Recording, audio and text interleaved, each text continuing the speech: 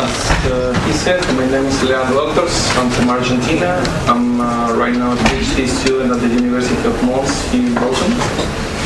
And my research is about distributions. That's why I asked to be here. Luckily, I was accepted. And I will start now. Okay. Why are we doing this? I mean, why am I doing this? I've been involved with free software for around 10 years now. And as a user at first, of course, and then as a community builder, we could say in English. And I've been always curious about how this movement works, how people work. Although I study informatics, I don't consider myself as a programming geek. I'm much more like analytics geek or something like that. And when I had the opportunity, when I was offered a PhD student position, and it said in the same sentence free software, I said, okay, where should I sign? Basically, I'm working for a research project which has the late objective to help the local industry in the south region of Belgium, Wallonia, to improve their software processes and practices. Basically, our first general goal is to help the developers. We believe that you cannot improve what you cannot measure, and the idea is to take objective data and metrics, quantitative data from the activities that developers do. Our second big goal, is to help the users. I mean, we should ask some questions like, I want to help some kind of project, but I don't know which project to help. Which project should I help? Or I think I have these two pieces of software that basically do the same thing. Which one should I contribute to? Or maybe which one has more chances to be a successful one, if we can find it, of course. Okay. So what's the problem? I mean, why focusing on distributions? I don't know what's your background. Some of you is interested in research activities or not so closely related. I think there are just a couple of people here. Would you please raise your hands? Okay, just 1, 2. Okay, there are a few. Basically, there are many studies on free software projects, but most of them focus on single applications. I mean, we acknowledge that distributions are key to enable the user access to applications. I mean, it's. I think that the fact that distributions exist is one of the reasons why free software is popular. But there are not many studies on distributions. I believe, actually I read a paper written by some people in the room that said that one of the possible causes was the lack of data. Maybe it's true, maybe it's just too much data. There are many hypotheses, but the fact is that there aren't many scientific publications on distribution studies, software distribution studies. Okay. What's your approach? How is it like? Well, we are interested in understanding the way the systems are developed. So we are not just interested in the source code, but we also want to take into account the different opinions and the different points of view from different stakeholders. That means developers, users, managers, there are many. Finally, we defined what we call software environment, which is the surrounding of any software project and is composed by every element that can affect it.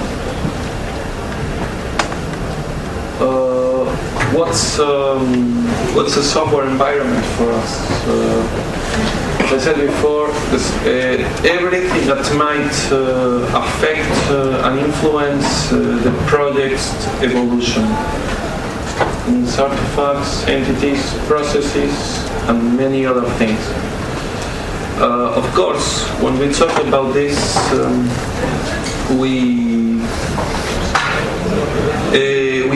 acknowledge there are many things, so we have to organize them. As you can see over there, a software project, there are basically two kinds of software projects. There are many, but from our point of view, there are two. That means individual project or distribution. The difference between an individual project and a distribution is that a distribution gathers many unrelated projects. But in every case, we have different stakeholders, as I before. Those stakeholders are the key essence of what we call environment. Actually, we should add there other projects that influence one understanding. It's important to of course, you've heard about Debian and Ubuntu. We all know what they are. They are two distributions, and if we analyze even superficially the recent history, there has been, if you analyze the evolution of each one, there has been a process of co-opetition. I mean, there is more and more work being done in a cooperative way across the two projects. Actually, that's what we are interested in, analyzing in the first, at least as a first case, how these projects evolve and how they cooperate.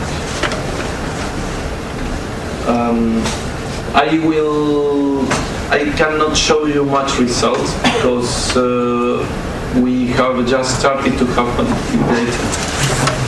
But the idea of this talk is much more than giving you answers to ask questions and to get some feedback from you, from developers.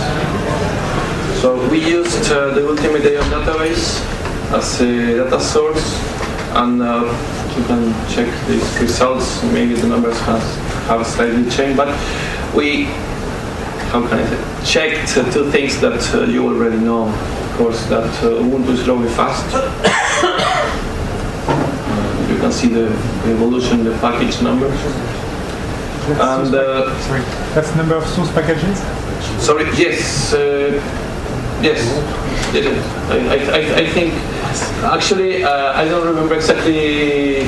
There is there's a distinction between binary packages and non-binary packages. I don't remember. I think it's the total of binary packages only, because as far as I remember, there are more non-binary packages. I mean, the main, what is called old architecture. I mean, not compilable packages. And but the most important thing is this one, that of course there is more and more cooperation among across these projects.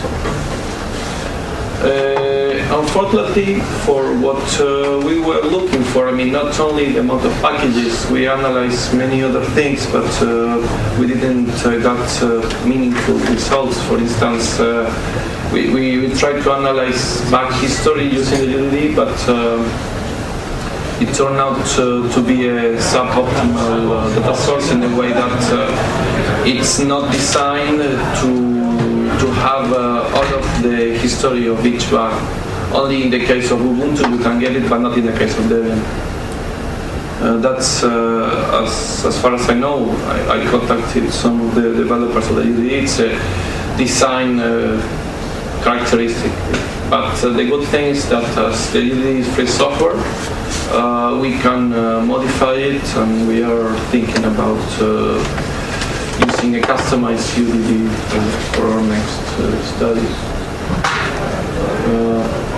Basically, I'm working right now into developing a data mining framework in the way that the idea is to reuse existing software, mainly tools developed for the floss metrics project by the Libre research group in Spain.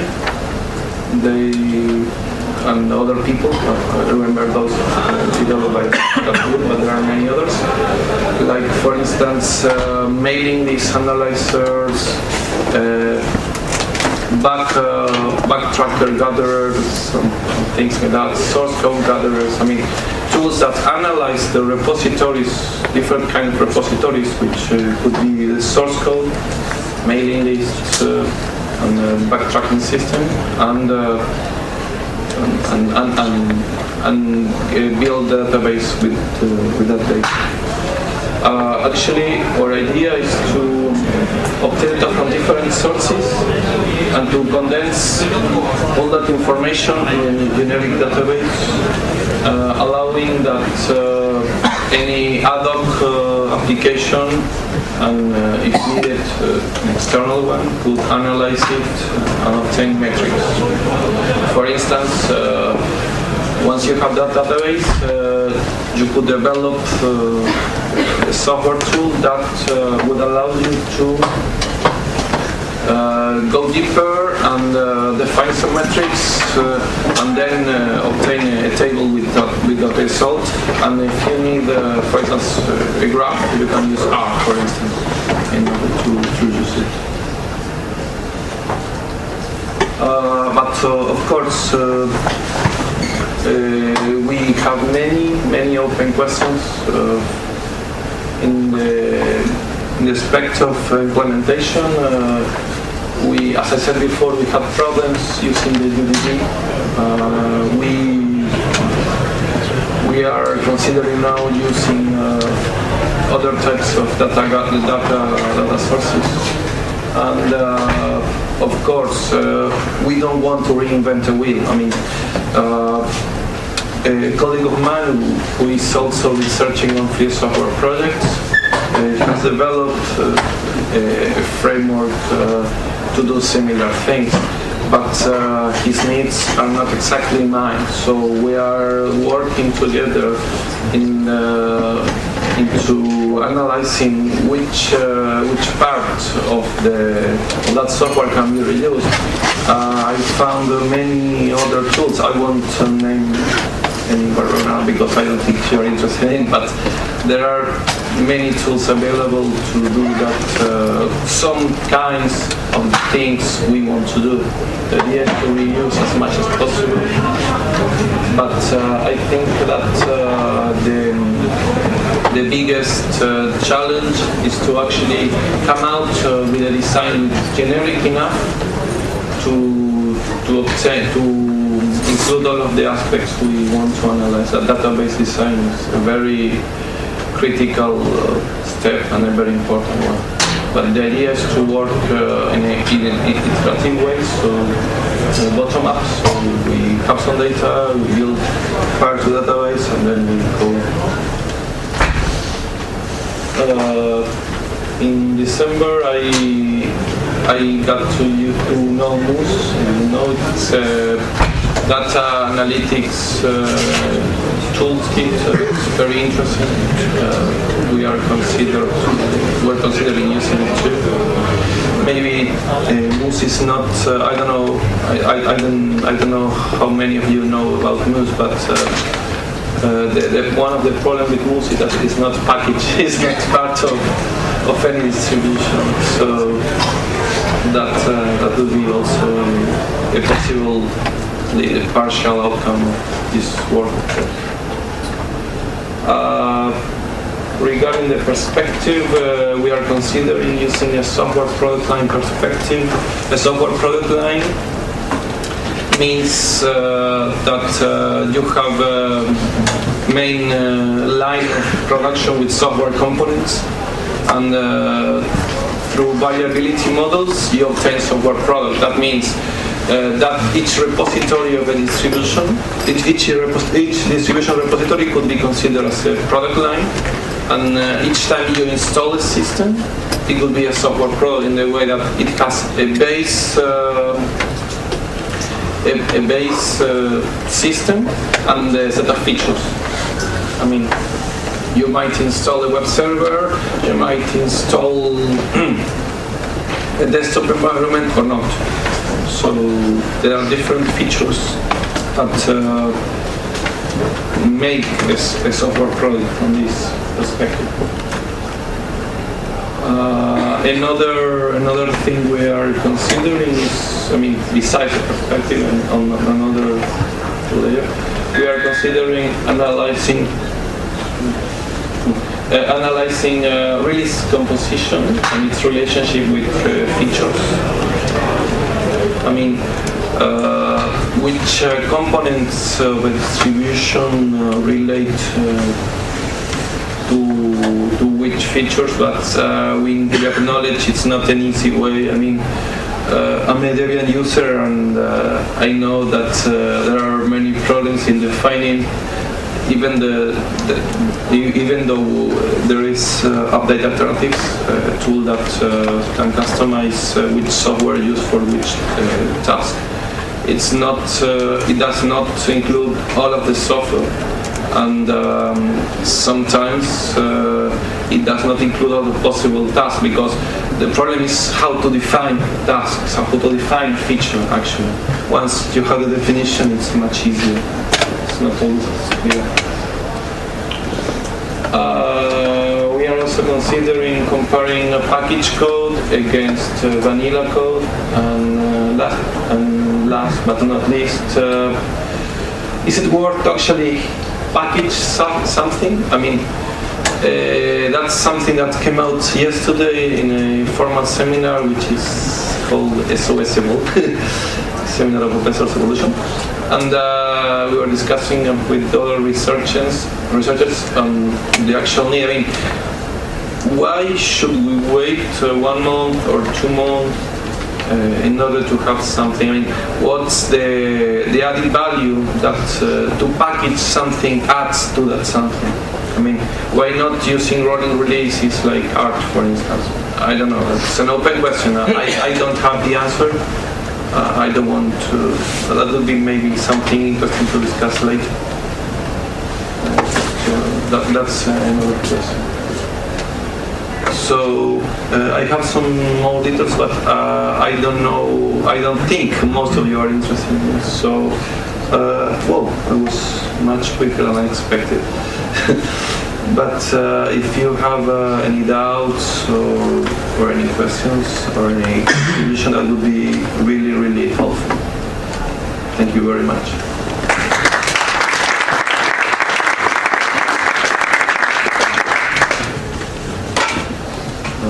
Okay, please. I was wondering, are you aware of the Mancusi project?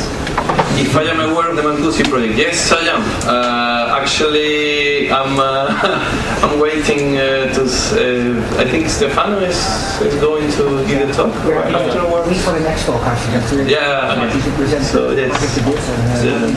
So yes, I know. Actually, we know there are many European Union-funded research projects related to free software. Mancosi, Alert, Palos. Well, some of them are already finished. Some of them are still ongoing. And yes, we have some contacts with people working for those projects. Actually, there will be another person, I think it's from Mancosi too, which is Paulo Trazel, this researcher. He will speak tomorrow about PDO, I guess. Yes. So yes, we haven't had that much contact, but yes, we are of course interested in it. And the focus is slightly different and more interesting. So yes, their focus are different, but yes, they are somehow related. Yes, of course. Yes. Some more questions? Okay. Yes. We have some first results. Yeah, that's a very good question. We don't have results yet, in the way that we've just started the implementation phase. I mean, those results you can easily get them by using the UDD. Because actually, our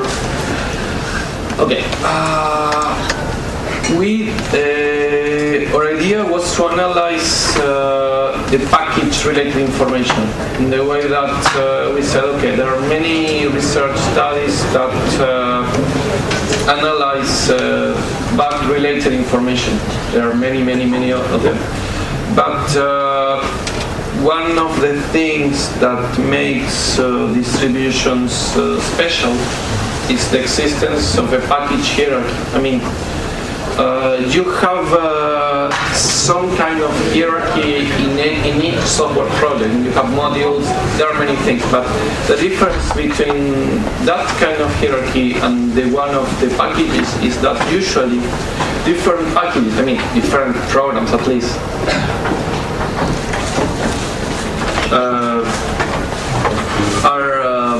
are developed by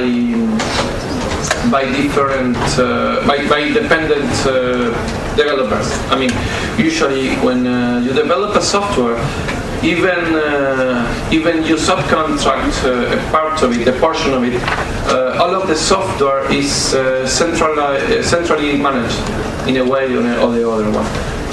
In the case of distributions, it's not the case. So you have a high degree of anarchy or disorder in that way. Disorder, not real disorder. Constructive disorder, actually. Constructive chaos.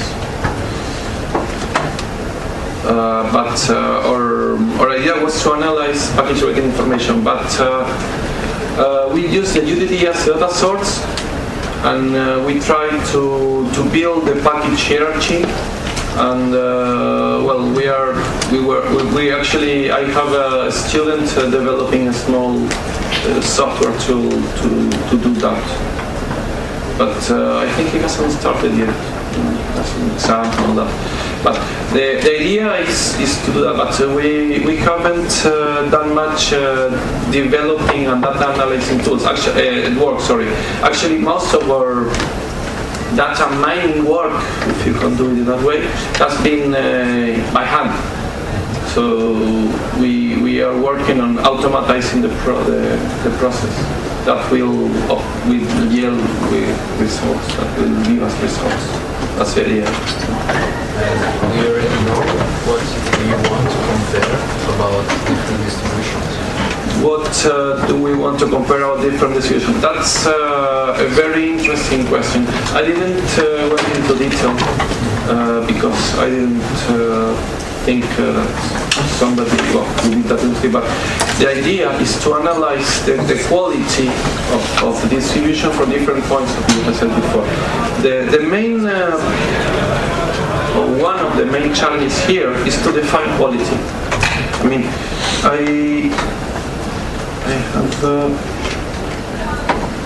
I will show you some.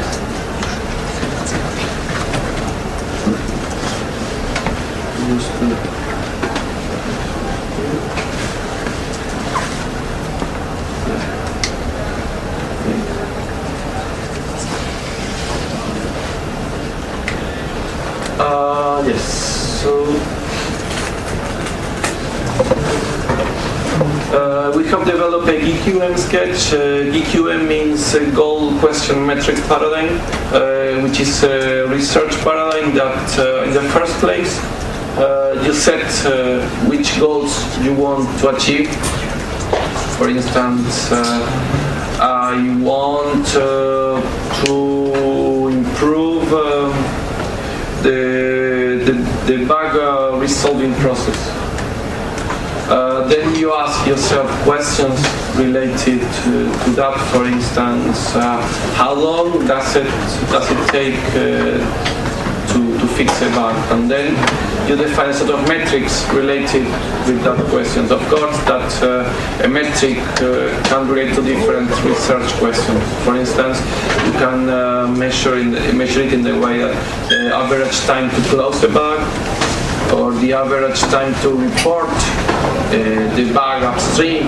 There are many different things. In our case, we have this goal to analyze the relationship between developers and users regarding feature implementation. Because, as I said before, we are switching the perspective. We are considering using a software product line based one. So that's strongly related with features.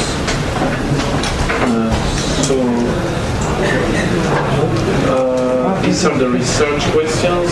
These are developers or development effort for answering a change request for a particular feature related to the user or usage popularity of this feature. Is the quality of a particular feature related to the user and usage popularity? Is the quality of a particular feature related to the development effort? And are features that have a lot of incoming package dependencies more popular? Do they have a better quality than others? Well, there are many research questions, but the thing is the metrics. That's what I want to stress.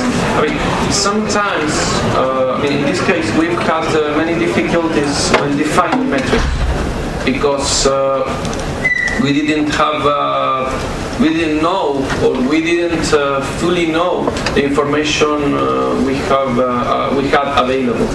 So, but in this case, we have some proposed metrics. We haven't. I mean, this is not the only GQM we've developed. We've developed many, but this one would be the next steps. We have another for the package comparison and all that. For instance, we are considering measuring the user popularity as the amount of users, of course. That's really simple. But the defining quality is, wow, really complicated. Because if you analyze research papers, you will find almost as quality definitions as research papers. So it's quite a problem in this case. But the idea is to combine metrics and to obtain aggregated ones. For instance, in the case of the amount of bug reports and the ratio between packages and maintainer. Those could be metrics that would help us measure quality in the way that I know there's a study on Debian that states that a possible cause for the delay in the releases would be the increasing complexity of the system. So if you have more or less the same amount of developers or maintainers, and they have each time more and more packages, well, you have a very big problem. Because you can scale until a certain point, but you cannot scale at that indefinitely. Of course, we are also trying to measure the development effort related to the resolution time. And also to attend to package. That means that's regarding the question of is it actually worth to heavily package something? I mean, we all know that distributions modify the source code, that package. That's why you have the original source code and the package one. perhaps you add some symlinks, you modify it somehow. So there's this question again. So is it actually worth to heavily package it, or you just should just do a wrapper and ship it to your distribution? Well, and there are many metrics related to the dependency graph, fan in, fan out, non-dependent as well. There are many.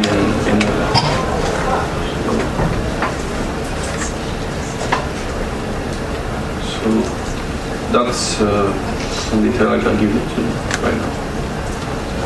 Any other question? Thank you very much for your time. And of course, if any one of you wants to discuss offline, I will be sitting over there or walking. I don't know. I'll be right. I'll be around. Thank you very much for your time.